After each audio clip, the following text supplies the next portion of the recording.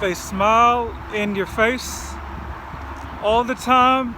They want to take your place. The backstabbers. Let's go. Welcome back to House Rich, the real estate show where we help millennials figure out where do I get started in real estate and how to build generational wealth. Today's topic is the housing discrimination lawsuit Warren Buffett's company Berkshire Hathaway got hit with. That's sort of the topic, but the intro was sponsored by a group of gentlemen from Canton, Ohio. They go by the names of Eddie Levert, Walter Lee Williams, and William Powell. So I say it's sort of about that because remember when Wells Fargo got hit with that big housing discrimination lawsuit? I would always tell folks, so you think Wells Fargo is the only company that does that, or races are just inherently drawn to Wells Fargo? No, Wells Fargo is just a segment of society. First and foremost, like, the person you're sitting down with is not going to be wearing like a Confederate flag hat. Like, they're going to be smiling in your face. They're going to be trying to see if they can earn business with you. So a lot of times we talk about discrimination, it's people being not just denied loans, it's people that are being charged exorbitant fees. I mean, think about like the videos, the viral videos you may see online where somebody's acting a fool, in traffic or the grocery store or whatever. Are they wearing Confederate flags? No, but they just think no one's looking and they're not at work where they can get fired. So they're acting a fool and showing their true colors.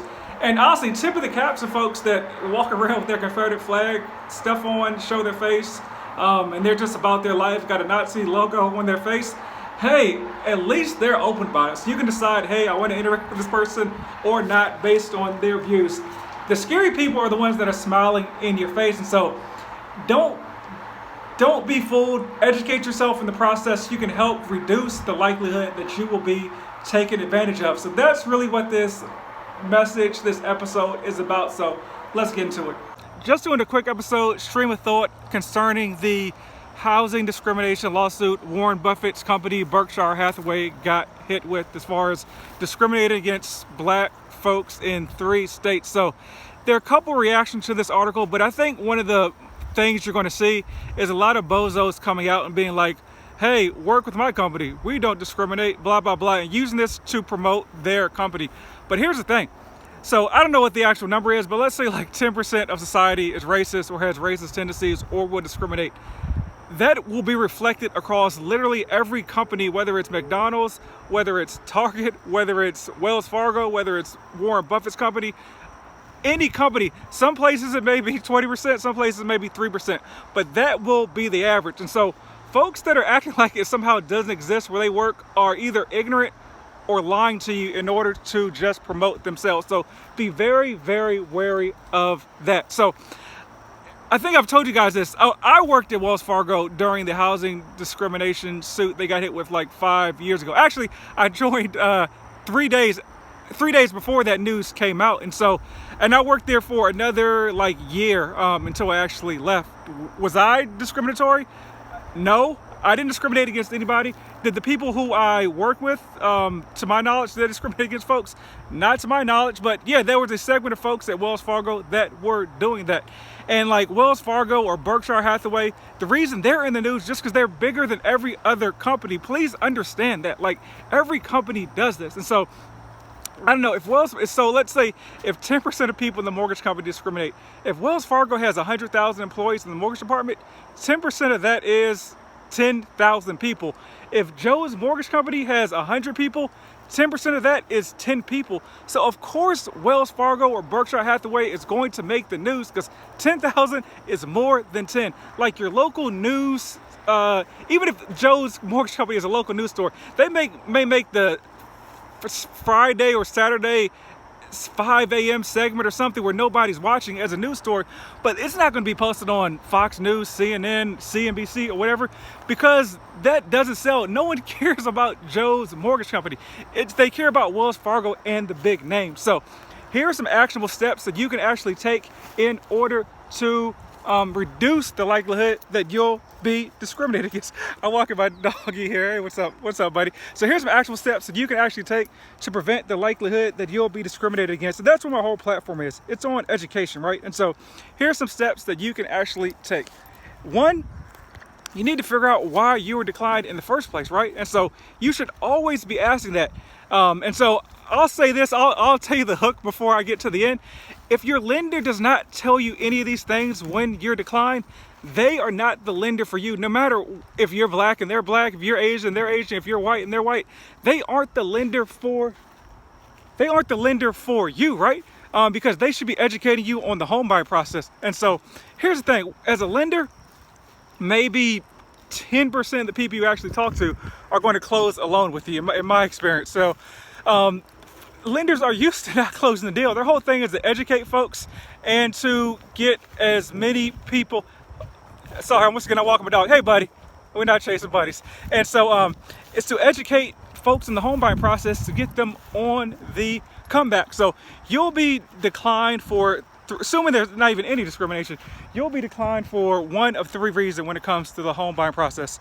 It'll be one, due to your credit. So what you need to figure out is, hey, was I declined due to credit issues or due to having low credit for that specific program? So let's say, like, you know, FHA, the minimum credit guidelines are 500 to 579, 10% down, 580 to and 580 up is 3.5% down. And so that does not mean every lender will honor a 580 minimum credit score. Some lenders have what's called lender overlays. And so a lot of lenders will not lend with a lend to you with under like a 620 credit score for FHA, do something called like lender overlays. They're saying, okay, FHA said 580, but that's a little bit too risky for us, and more importantly, risky to our investors, because lenders sell their loans to investors to create cash flow, mortgage-backed securities, etc. And so if those numbers don't work for their investors, they add what's called lender overlay. So you may have like a 612 credit score, right? And so you go to lender X and like, oh, you're declined because their overlay says you need like a 640 or a 620 for an FHA loan. And so you need to ask them, were you declined due to the program guidelines or due to their guidelines? Because if you were declined due to like program guidelines, and you have a 6 or 570, and you're trying to put 3.5% down, that won't work. But if you had like a 612 and you were declined due to their lender overlays, now that's an opportunity to go work with another lender if you want to. And so I personally always recommend, not if you can qualify credit wise and the numbers work, just go with the program, because what you can't do is time the market and say, hey, I'm going to wait 3 months to get my credit up, and next thing you know, rates have skyrocketed like they literally did earlier this year. Like earlier this year, if you had like a 640 credit score, you probably could have got a 3.5% interest rate. And then if you have a 740 credit score, which is the max interest rate, you'll get like a 5.5%. And so the folks that were misguided and were told to wait to improve their credit, they took a huge L. So make sure you're understanding if they were due to lender overlays or due to the actual program guidelines. If you enjoy the show and want to go even more in depth for the content we put out, go to houserichshow.com. We have courses on insider secrets your lender and realtor don't tell you, a course on house hacking, and even a DIY credit course, so you'll never have to pay for credit repair again. And since you're a loyal listener, use promo code POD for a special discount. Back to the show. Thanks.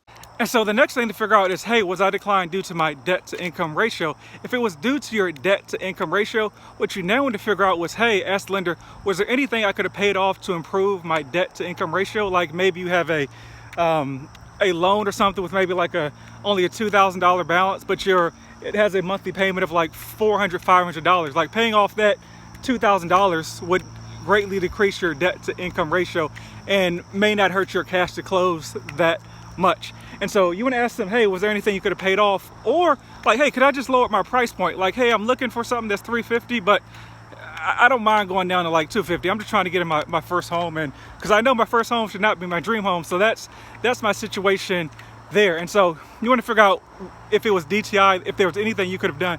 And then lastly, if it was something like funds for the down payment, right? You want to just ask them, hey, can I proceed with the understanding that I know I need to have, $20,000 in order to close on this home? Most lenders will let you move forward with that, because I know I did as a lender, I would literally say to my home buyers, like, hey, okay, you don't got the $20,000 now, but if you make an offer, put down earnest money, and you don't have that $20,000, like, joke's on you, right? Because you're just wasting your earnest money. I've told you what you needed to close on this home, and so that is what it is. So you always want to make sure that you're asking your lender questions, and being educated on the process, because you never should just blindly follow anybody, no matter how nice they may seem, no matter how highly they can recommend it.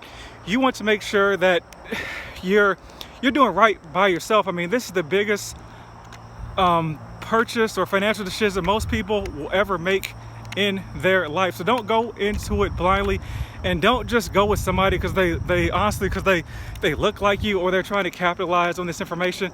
Hey buddy, get out of there. Because they're trying to capitalize on this information. Make sure you're educating yourself on the process, and as always, talk to more than one lender, just because that's what you should be doing. So hopefully that helped. If you watched this far, subscribe to the YouTube, leave a review on the podcast. I'd really appreciate it. The more stuff you guys do helps this good word get out to other folks. So if you got any questions, let me know. Thanks.